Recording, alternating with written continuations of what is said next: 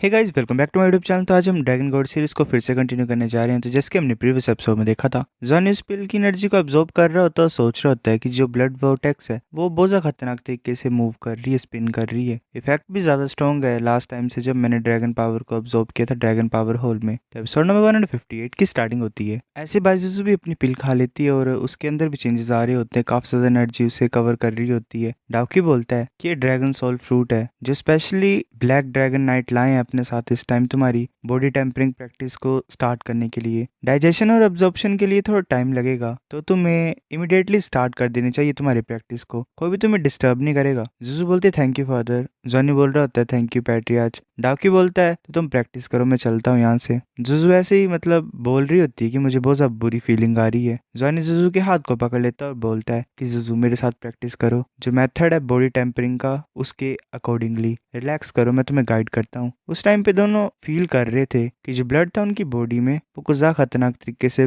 Boil कर रहा था। जो इफेक्ट था ड्रैगन सॉल फ्रूट का वो जल्दी से उनकी बोन्स के अंदर मिक्स हो गया। जो ड्रैगन रोड थी उनकी बॉडी के अंदर वो ऐसे घूम रही थी यहाँ वहाँ। तो सबसे ज्यादा अजीब चीज एक ही थी कि उन्हें जरा भी कंफर्टेबल फील नहीं लग रहा था, अनकंफर्टेबल कुछ भी फीलिंग नहीं आ रही थी। उन्हें बस थोड़ा थोड़ा गर्म ही लग रहा था। इस तरीके से इनकी बॉडीज चेंज हो रही थी। इस पूरी प्रोसेस में जो इम्प्योरिटीज थी उनकी बॉडी में वो धीरे धीरे गायब होने लग पड़ी। उसके बाद उन्हें जरा पता नहीं लगा कि टाइम कितना पास हो गया। ऐसे जुजू सोई होती है और फिर जाग जाती है। वो सोच रही होती है मेरी जो पूरी बॉडी है वो लाइट लग रही है मुझे और पावरलेस लग रही है, खत्म हो गई पावर जैसा। जो मेरी पूरी बॉडी है उसमें कुछ अजीब सी फीलिंग आ रही है। ऐसा लग रहा है मुझे कि मेरी बॉडी बची नहीं है। चलो मैं अपनी पावर को यूज करती हूँ इन्वेस्टिगेट करने के लिए कि एक्चुअल में चल क्या रहा है मेरी बॉडी के अंदर। वो सोच रही होती है कि जो पावर है मेरी ब्लड लाइन की वो ऑब्वियसली काफी ज्यादा स्ट्रॉन्ग बन गई है। खासकर जो नया कोर है वो डबल हो गया साइज में। जो मेरी डांटेन थी वो एक्चुअली में डबल हो गई साइज में। और जो बॉडी टेम्परेचर है वो भी नॉर्मल से काफी ज्यादा हाई हो गया है। स्पिरिचुअल सी भी काफी ज्यादा बड़ी हो गई है और शायद जो ब्लड लाइन पावर की ग्रोथ है वो भी काफी ज्यादा इंक्रीज हो गई होगी। पर जॉनी कहाँ पे है? यहाँ पे कोई क्यों नहीं है? उसने मेरा इंतजार नहीं किया। नहीं, ये तो इसका स्टाइल ही नहीं है जरा भी। बाजुजू बोलती है कि मेरी सिस्टर कहाँ है? वो सर्वेंट्स को पूछ रही होती है। एक सर्वेंट बोलती है कि मिस लान वो 3 दिन पहले चले गए हैं। उन्होंने ये बोला था कि वो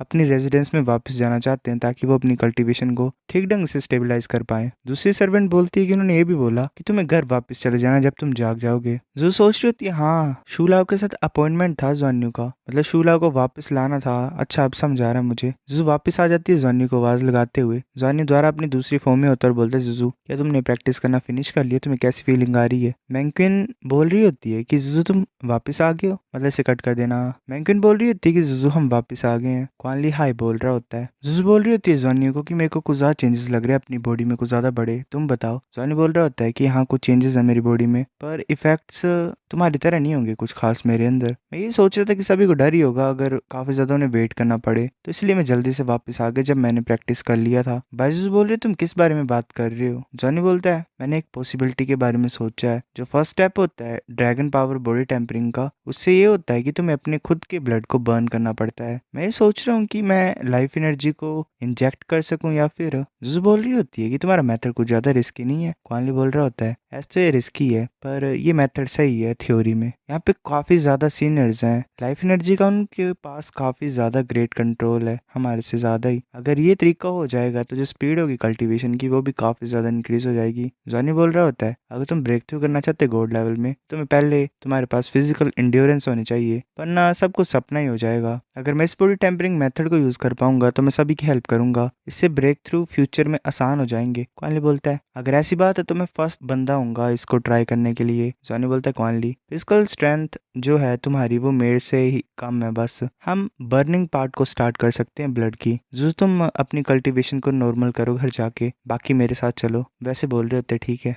वो जो लाइफ एनर्जी जो इन्होंने फ्रूट खाया था उसके बदले ये लाइफ एनर्जी को यूज कर रहे हैं ब्लड को बॉईल करने के लिए। फिर हमें हुआंग डाउकी के स्टडी रूम का सीन दिखाया जाता है। इन लोग बोलते फादर क्या मैं ट्राई करूं? जब मैंने पहली बार उसे देखा था मैं कुछ ज्यादा ही मूव हो गया था अंदर से उसे देख के, खासकर जब उसने अपने विंग्स को ओपन किया था, स्प्रेड किया था। जब वो गोल्डन ड्रैगन में कन्वर्ट हो गई थी मेरी पूरी बॉडी उसके प्यार में पड़ गई। अगर लान मेरे साथ शादी करेगी तो ये एक तरीके से इक्वलेंट हो जाएगा कि मैं ड्रैगन नाइट के साथ संबंध बना रहा हूँ, बाइंड हो रहा हूँ, जो हमारी फैमिली के लिए भी एक बहुत सा ग्रेट चीज है। ब्लैक ड्रैगन नाइट नाइट ने कुछ ज़्यादा इंपॉर्टेंस उसके ऊपर डाल ली है, तो इसी तरीके से वो ज़्यादा मतलब अलाउड नहीं होगी एक तरीके से बाकी ड्रैगन नाइट्स के साथ शादी करने के लिए फ्यूचर में। डाकी बोलता है क्या तुम पागल हो गए हो, फोर्स मत करो, ऐसे ही जस्ट चला चलने दो, अगर कोई चांस होगा तो ये बुरा नहीं होगा, पर ऐसे उन बेमतलब की उनकी प्रैक्टिस को डिस्टर्ब मत करना। बेवकूफ़ और बेकार सन, तुम राइजिंग ड्रैगन कंपटीशन में टीम को लेके जाओगे, मतलब लीड करोगे एक तरीके से। यूं इन लोगों को ज़्यादा खुश होता है क्योंकि उसका फादर एक तरीके से तैयार हो गया होता है कि भाई जा, जो करना है तूने, अगर पटा सकता है तो पटा। फिर हमें ऐसे ही रात का सीन दिखाई देता है पैनलोंग सिटी के बाहर में। क्वानली वहाँ चला होता है, जानी बोला चलो स्टार्ट करते हैं। क्वानली बैठा होता है, एनर्जी से कवर कर रही होती है। ऐसे ही नेक्स्ट मोमेंट में उसकी बॉडी को ज़्यादा बड़ी बनने लग पड़ी और वो गोल्डन बेहेमोथ में कन्वर्ट हो गया एक इंस्टेंट में। इसी टाइम पे जिस गोल्डन बेहेमोथ में वो ट्रांसफर हुआ था, मतलब फॉर्म हुआ था एक तरीके से, वो 12 मीटर लंबा था। गोल्डन बेहेमोथ स्टेट में उसकी जो ब्लड लाइन पावर थी और साउल पावर थी वो मिक्स होके एक बन गई। इसी तरीके से एक बहुत ज़्यादा पावरफुल फाइटिंग पावर रिलीज हुई उसकी बॉडी से। जॉनी बोलता है शांत करो अपने माइंड को, जब मैं फील करूंगा कि तुम अनस्टेबल हो मैं एक्शन लूंगा। तुम्हें खुद के ऊपर रिलाई करना है, वरना तुम कभी भी इस पावर को कंट्रोल नहीं कर पाओगे अपनी। क्वानली बोल रहा होता है ठीक है बॉस। जॉनी बोलता है कि कंसंट्रेट करो। क्वानली ऐसे कंसंट्रेट करने की कोशिश कर रहा होता है, तभी कुछ ग्रीन तरह की एनर्जी आती है, वो क्वानली को बांध रही होती है। क्वानली दर्द में होता है, जॉनी सोच रहा होता है सही नहीं है, वो जल्दी से आगे की तरफ आने की कोशिश कर रहा होता है। क्वानली की एनर्जी आउट ऑफ कंट्रोल जान लगी होती है, तभी जॉनी आता है उसके सर के पास और अपनी